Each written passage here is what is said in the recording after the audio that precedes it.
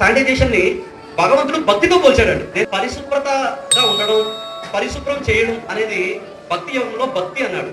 అనపేక్ష, శుచిదక్ష, బాహ్య అంతరాలు అంటే లోపల పరిశుభ్రంగా ఉండడమే కాదు, బయట కూడా పరిశుభ్రం చేసేవాడు, బయట కూడా పరిశుభ్రంగా ఉంచేవాడు. అంటే ఎవరు? పారిశుద్ధ్య కార్మికులు. మీ గురించి డైరెక్ట్ గా భక్తి యోగంలో ఉంది భగవద్గీతలో.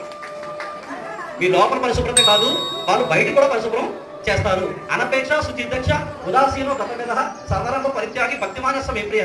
అలాంటి వ్యక్తిని నేను ఇష్టపడతాను ఏ వ్యక్తి అయితే తన ఆంతర్యం శుభ్రంగా ఉంటుందో బయట కూడా శుభ్రంగా ఉంటుందో. ఆంతర్యంలో శుభ్రం అంటే ఏమిటి అంటే ఎవరి పట్ల ఈర్ష్యాద్వేషాలు లేకుండా